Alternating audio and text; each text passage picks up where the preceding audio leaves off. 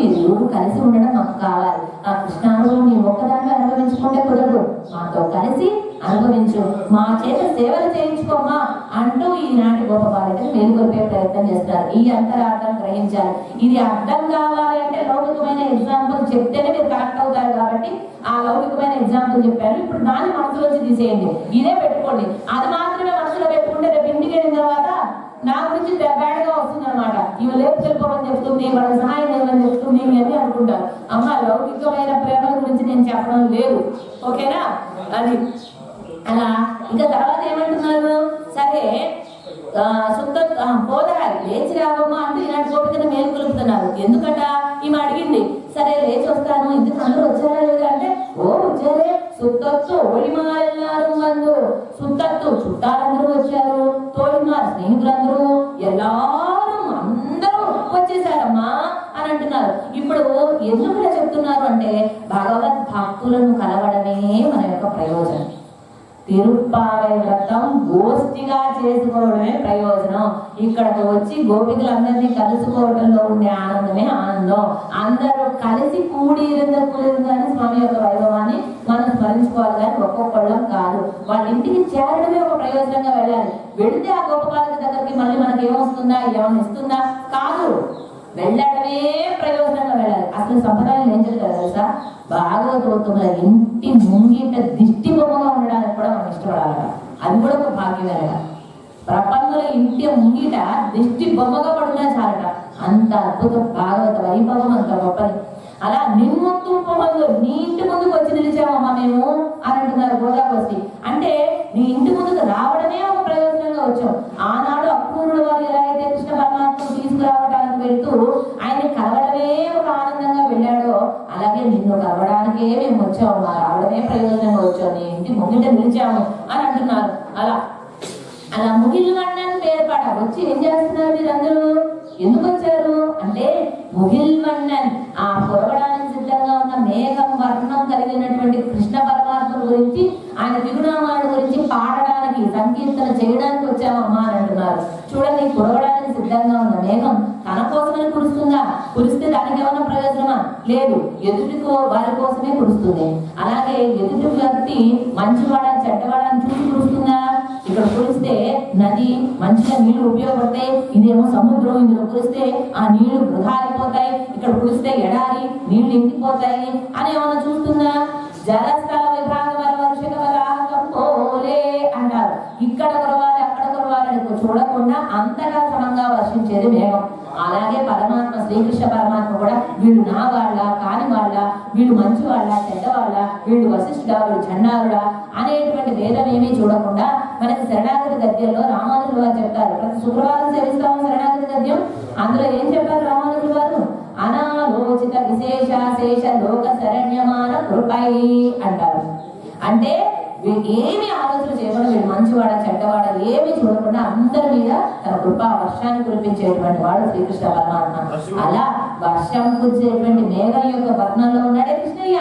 ఆయన నామాన్ని కీర్తించడానికి మేము వచ్చాము అని అంటున్నారు. అలాగే సిత్తాదే పేసాదే, ఇట్లా మేము కీర్తించడం కోసం వస్తే నీవేమిటయ్యా అంటే, సిత్తాదే ఏమాత్రం ఉలకటం లేదు అంటే కదలడం లేదు, పేసాదే పలకడం లేదు, ఎందుకు అని అంటున్నారు. అంటే గోపికలు ఆమె మాట్లాడితే వినాలనుకుంటున్నారు, ఆమె కదిలితే చూడాలనుకుంటున్నారు. ఇప్పుడు వాళ్ళ వంశం ఎటువంటిది? ఆచార్య వంశం. అంటే గొప్ప బాలిక కూడా ఆచార్యత పరిపూర్తి కలిగిన ఆమె. ఇప్పుడు అంటే దాని అర్థం ఏంటి? అంతరార్థం, ఆచార్యుల శ్రీ సూక్తులు వినడానికి మనం ఇష్టపడాలి. ఆచార్యుల దివ్యమంగళ విగ్రహం కాంక్ష చూడడానికి దర్శించడానికి మనం ఎప్పుడు కూడా ఆశపడాలి. అందుకే చిన్నచేశ్వరం వారు ఎప్పుడెప్పుడు శ్రీ సూక్తులు అనుగ్రహిస్తారా ఎదురు, చిన్నచేశ్వరం వారనే కాదు ఏ ఆచారులైనా ఆచారులు శ్రీ సూక్తులు ఎప్పుడు అనుగ్రహిస్తారా అని ఎదురు చూడాలి. వారిని చూడటానికి కూడా మనం ఇష్టపడాలి. వారి దివ్యమంగళ తిరుమేని సౌందర్యాన్ని కాంక్షించడంలో అంటే చూడటంలో దర్శించడంలో తప్పు లేదట.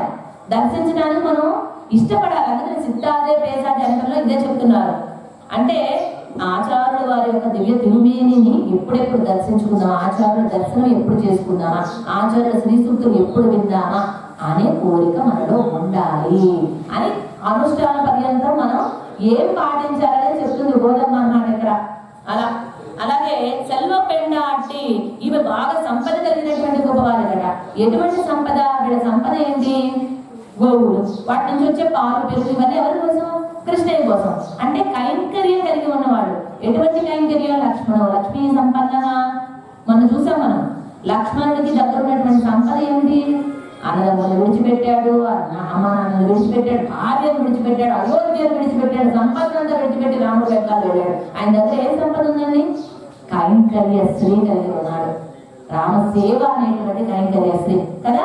అలాగే చదువు నాగవరపు శ్రీమాన్ అంటూ గజేంద్రాళ్వాన్ దగ్గర కూడా కైంకర్యం ఉంది. ఏముంది అంటే ఆ కొలలలో ఉన్నటువంటి పుష్పం పోసి నిగరగా తగదు కొనిపే ఆది మూలానికి సమర్పిద్దాం అంటుంది. అదే అలాగే అంతరిక్షగత శ్రీమాన్ అంటూ విభీషణాళ్వాన్ గురించి కూడా శ్రీమంతుడు అన్నారు. అప్పుడు శరణాగతి చేయడానికి వచ్చినప్పుడు విభీషణాళ్వాన్ దగ్గర ఏముందండి? శరణాగతి చేయబోతున్నాడు. ఆ కైంకర్య శ్రీ కలిగి ఉన్నాడు. ఇప్పుడు ఈనాటి గొప్ప బాలిక యొక్క వంశం కూడా అటువంటి కృష్ణ సేవ కలిగి ఉన్నటువంటి వాడు, అటువంటి సంపద కలిగి ఉన్నటువంటి వారు. కాబట్టి ఇక్కడ సంపద అంటే పారతంత్ర్యం అని కూడా చెప్పవచ్చు. అంటే నాకు నేను చెందినవాడిని కాదు, నీకే చెంది ఉన్నటువంటి వాడను అనేటువంటి పరిపూర్ణమైనటువంటి పారతంత్ర్య భావన. స్వాతంత్రం లేకుండా ఉండడమే పారతంత్ర్యం. మనం అందరం నేను, నాది అని అహంకారం, మమకారాలు కొట్టుమిట్టాడుతూ ఉంటాం. వాళ్ళకి అవన్నీ ఏముండవు. ఈ గోవులని నాది, ఈ పాలని నాది అని కూర్చుంటారండి వాళ్ళు. అన్ని కృష్ణయ్యకే. ఇది మనం నేర్చుకోవాలి. ఈ రోజు ఏమిటి నేర్చుకోవాలంటే కర్మయోగం ఆచరించాలి. ఎలా చేయాలి? మనం చేసే ప్రతి పని కూడా, మీరు ఇంట్లో వంట చేస్తున్నా, పిల్లలకు నీళ్లు పోస్తున్నా, ఆఖరికి ఇక్కడ కోవిలకు వచ్చినా, తిరువారాధన చేస్తున్నా, ఏదైనా చదువుతున్నా, ఏ పని చేసినా పరమాత్మ అనేటువంటి వాడు, ఈ శరీరం కూడా పరమాత్మకే చెందినది. ఈ శరీరం చేత, ఆయనకే చెందిన ఈ శరీరం చేత ఆయనే చేయించుకుంటున్నాడు. దీనివల్ల వచ్చేటువంటి మంచి కానీ చెడు కానీ నాకేమీ లేదు, అంతా ఆయనదే. అంటే కర్తృత్వం నేను చేస్తున్నాను, వదిలిపెట్టాలి. ఓకే, ఫలసంగం, ఈ పని చేయడం వల్ల నాకేదో ఉపయోగం, వదిలిపెట్టాలి. ఈ పని చేయడం వల్ల వచ్చే లాభ నష్టాలు నావి, వదిలిపెట్టాలి. కర్తృత్వం, ఫలసంగం, భోక్తృత్వం మూడింటిని విడిచిపెట్టి చేయాలి. తెలుగులో చెప్పుకోవచ్చు రేపు పొద్దున వచ్చేంత వరకు. లేదా ముగిల్వన్న అంటూ కీర్తించవచ్చు. నామం ముగిల్వన్న. అలాగే ఈరోజు రెండు తెలియజేశారు. కోవలన్నం కొడుకొడి అన్నారు. కోవలర్ అంటే గోపాలులు. కోవలర్ అనడం ద్వారా రాజమన్నార్ కోవెలలో ఉండేటువంటి మన్నారుడు రాజగోపాలను గురించి అనుభవించుకోవచ్చు. ఆ కోవెల్ని అనుభవించుకోవచ్చు. దివ్య దేశానికి వచ్చినట్లయితే మనకి ముగిల్వన్నన్ పేరు పాడ అన్నారు. ముగిల్వన్నన్ అంటే మేఘవర్ణుడు అంటారు. మనకి 108 దివ్య దేశాల్లో ఒకే ఒక దివ్య దేశంలో పెరుమాళ తిరునామం మేఘంతో పోల్చి చెప్పారు.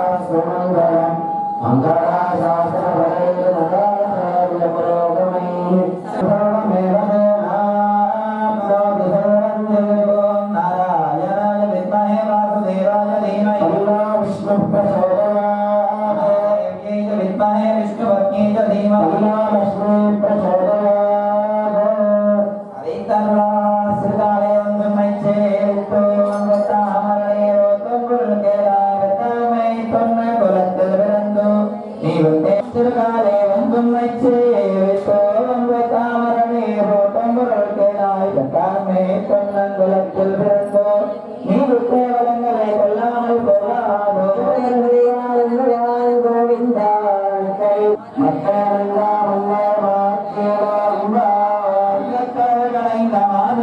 கேசவனை திங்கள் திருமுகத்தர் செய்தார் சென்னிறைந்தே அங்கப்பட கொண்ட வார்த்தை அனுபுதுவை வைநாளர் தன்னர் எவத்தரபிரான் கோடு சொன்ன செய்வத்தருமாலை 30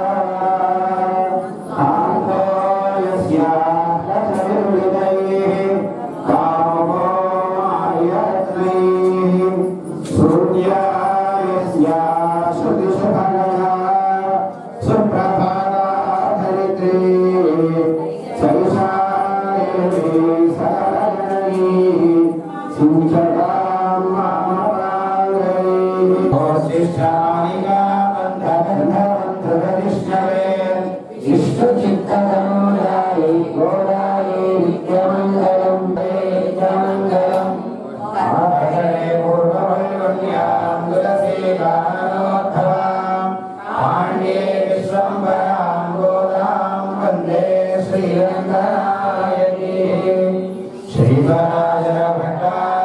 श्रीरङ्गेशगुरो पद्मानाद्रीगणाभ्यां पश्यन्मानसपश्यतो हरदे भोगीन्द्रे सदमघमेयं दत्तीरे श्रमशिवसेयं घनवने आर्षायुसिंहाचलो श्रीगुरुर्मं पुरुषोत्तमं नारायणं नैमिषम् श्रीमद्भागवते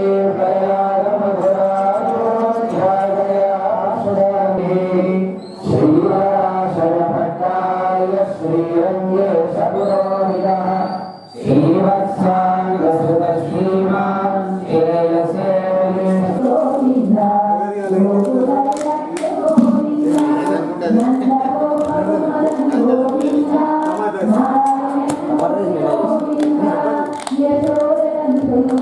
Govinda,